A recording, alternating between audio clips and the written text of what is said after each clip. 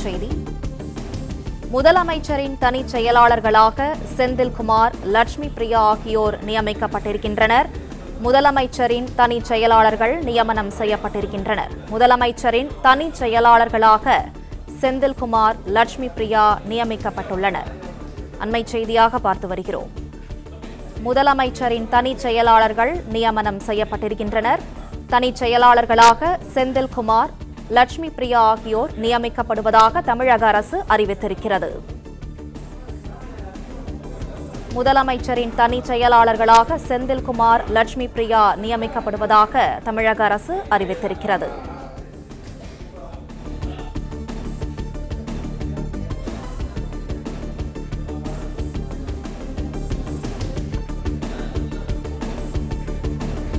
முதலமைச்சரின் தனிச் செயலாளர்களாக செந்தில்குமார், லட்சுமி பிரியா ஆகியோர் நியமிக்கப்படுவதாக தமிழக அரசு அறிவித்திருக்கிறது.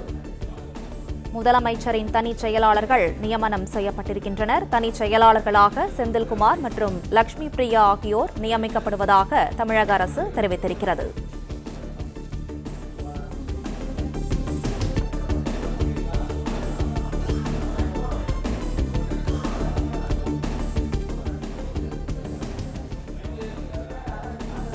முதலமைச்சரின் தனிச் செயலாளர்களாக செந்தில்குமார் மற்றும் லட்சுமி பிரியா ஆகியோர் நியமிக்கப்படுவதாக தமிழக அரசு தெரிவித்திருக்கிறது. முதல் நிலை தனிச் செயலாளராக செந்தில்குமாரும், இரண்டாம் நிலை தனிச் செயலாளராக லட்சுமி பிரியாவும் நியமிக்கப்படுவதாக அறிவிப்பு வெளியாகியிருக்கிறது. கூடுதல் விவரங்களை செய்தியாளர் ராஜகுமரன் வழங்க கேட்கலாம்.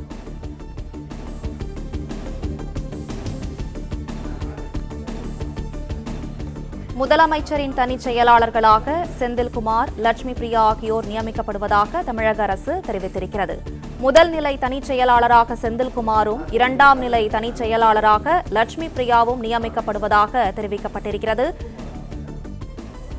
கூடுதல் விவரங்களை செய்தியாளர் ராஜகுமரன் வழங்க கேட்கலாம். ராஜகுமரன், வணக்கம். தற்போது முதலமைச்சரின் தனிச் செயலாளர்கள் நியமிக்கப்பட்டிருக்கிறார்கள். இது தொடர்பாக விவரங்களை சொல்லுங்கள்.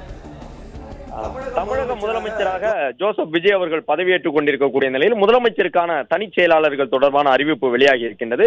முதலமைச்சருக்கு 2 தனிச் செயலாளர்கள் குறைந்தபட்சம் இருப்பார்கள். அந்த அடிப்படையிலே 2 தனிச் செயலாளர்கள் அறிவிக்கப்பட்டிருக்கின்றார்கள். சுகாதாரத்துறையினுடைய செயலாளராக இருந்த செந்தில்குமார் IAS அவர்கள் முதலமைச்சருடைய முதல்நிலை தனிச் செயலாளராக அறிவிக்கப்பட்டிருக்கின்றார். மற்றும் ஒரு இந்திய ஆட்சிப்பணி அதிகாரியாக இருந்து வந்த ஆதி திராவிடர் மற்றும் பழங்குடியினர் நலத்துறையினுடைய செயலாளராக இருந்து வரக்கூடிய லட்சுமி பிரியா இந்திய ஆட்சிப்பணி அதிகாரி அவரும் முதலமைச்சருடைய தனிச் செயலாளராக அறிவிப்பு செய்யப்பட்டிருக்கின்றார்கள். அவர்களுக்கான நியமனம் உடனடியாக நடைமுறைக்கு வருவதாக அதிகாரப்பூர்வ அறிவிப்பினை தமிழக அரசின் சார்பில் வெளியிட்டிருக்கின்றார்கள். அதன்படி இப்பொழுது முதலமைச்சருடைய தனிச் செயலாளராக முதல் நிலையிலே செந்தில்குமார் IAS அவர்களும், சுகாதாரத்துறையினுடைய செயலாளராக இருந்து வந்தவர் அவர் அறிவிக்கப்பட்டிருக்கின்றார். அதே போன்று லட்சுமி பிரியா IAS அவர்கள் ஆதி திராவிடர் மற்றும் பழங்குடியினர் நலத்துறையினுடைய செயலாளராக இருந்தவர். அவர் 2ஆம் நிலையில் தனிச் செயலாளர் என்ற அளவிலே முதலமைச்சருக்கு நியமனம் செய்யப்பட்டிருக்கின்றார்கள். இதேபோல் அமைச்சர்களுக்கும் கூட செயலாளர்கள் அடுத்தடுத்து அறிவிப்பு செய்யப்பட இருக்கின்றார்கள். முதலமைச்சருக்கு 2 செயலாளர்கள் இதுவரை அறிவிப்பு செய்யப்பட்டிருக்கிறார்கள். கடந்த காலங்களில் கிட்டத்தட்ட ஒரு 4 செயலாளர்கள் இருந்தது உண்டு. 4 செயலாளர் வரை இப்பொழுது 2 செயலாளர்கள் அறிவிப்பு செய்யப்பட்டிருக்கிறார்கள். அதிகாரப்பூர்வமாக அவர்களுடைய பணி நியமனம் நடைமுறைக்கு வந்திருப்பதாக அதிகாரப்பூர்வ அறிவிப்பு வெளியிடப்பட்டிருக்கின்றது. அதன்படி முதலமைச்சரை பொறுத்தவரை தனிச் செயலாளராக இருக்கக்கூடிய செந்தில்குமார் அவர்கள் ஏற்கனவே சுகாதாரத்துறையில் பணி செய்தவர். அதற்கு முன்பாக அரசினுடைய துறைகளில் பல்வேறு துறைகளுக்கு செயலாளராக பொறுப்பு வகித்தவர். இந்திய ஆட்சிப்பணி அதிகாரியாக இருக்கக்கூடிய ஒருவர் IAS அதிகாரி.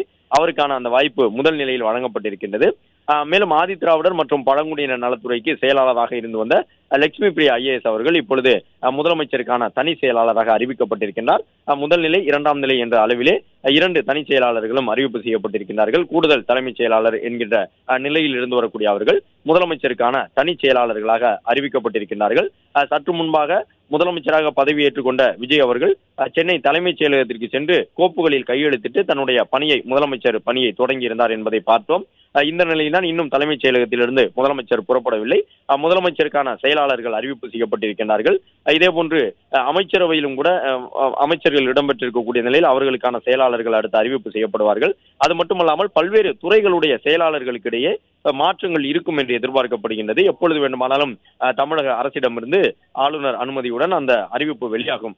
பல துறைகளுக்கு செயலாளர்களாக இருந்து வரக்கூடியவர்கள் வெவ்வேறு துறைகளுக்கிடையே மாற்றம் செய்யப்படுவார்கள். அதற்கான வாய்ப்புகளும் இருக்கின்றது. எனவே காவல்துறையிலும் கூட மூத்த அதிகாரிகளுக்கிடையே மாற்றம் இருக்கலாம் என்று எதிர்பார்க்கப்படுகின்றது. வழக்கமாக இந்த முதலமைச்சருடைய செயலாளர்களாக இருப்பதற்கு ஒரு பெரிய போட்டி நிலவும். முதலமைச்சர் செயலாளர்களாக இருக்கக்கூடியவர்கள் நல்ல அதிகாரம் கொண்டவர்களாக இருப்பார்கள். கிட்டத்தட்ட தலைமைச் செயலாளருக்கு நிகரான அதிகாரம் கொண்டவர்களாக பார்க்கப்படுவார்கள். கடந்த ஆட்சியில் எல்லாம் சிலர் முதலமைச்சருக்கு தனி செயலாளர்களாக இருந்தவர்கள் ஆட்சி அதிகாரத்திலே செல்வாக்கோடு இருந்ததை பார்த்திருக்க முடியும். எனவே இந்த பதவி முக்கியத்துவம் கொண்ட ஒன்று. அதிலே சுகாதாரத்துறையில், மக்கள் நல்வாழ்வுத்துறையில் இருந்த செயலாளருக்கு வாய்ப்பு வழங்கப்பட்டிருக்கின்றது. செந்தில்குமார் IAS அவர்கள் அந்த வாய்ப்பினை பெற்றிருக்கின்றார். மற்றொரு பக்கம் ஆதி திராவிடர் மற்றும் பழங்குடியினர் நலத்துறையில் செயலாளர் நிலையில் இருந்து வந்த லட்சுமி பிரியா IAS அவர்களுக்கும் அந்த வாய்ப்பு வழங்கப்பட்டிருக்கின்றது. எனவே இப்பொழுது அதிகாரப்பூர்வமாக தமிழக முதலமைச்சருக்கு பல்வேறு உதவிகளை செய்வதற்கு, தரவுகளை வழங்குவதற்கு, ஆட்சி நிர்வாகம் தொடர்பான அந்த ஆலோசனைகளை, உதவிகளை செய்வதற்காக 2 தனிச் செயலாளர்கள் அறிவிக்கப்பட்டிருக்கின்றார்கள். முதலமைச்சர் விஜய் பதவியேற்றுக் கொண்டிருக்கக்கூடிய நிலையில் அடுத்ததாக அவருக்கான தனிச் செயலாளர் பற்றிய அறிவிப்பை பார்த்திருக்கின்றோம். 2 தனிச் செயலாளர்கள் அறிவிப்பு செய்யப்பட்டிருக்கின்றார்கள். ஒருவர் சுகாதாரத்துறையில் இருந்த செந்தில்குமார் IAS அவர்கள், மற்றொருவர் லட்சுமி பிரியா IAS அவர்கள் ஆதி திராவிடர் மற்றும் பழங்குடியினர் நலத்துறையில் பொறுப்பு வகித்து வந்தவர். பிளே ஸ்டோர் மற்றும் ஆப் ஸ்டோரில் இருந்து பாலிமர் செயலியை QR கோடு மூலம் பதிவிறக்கம் செய்யுங்கள். செய்திகளை உடனுக்குடன் பெறுங்கள்.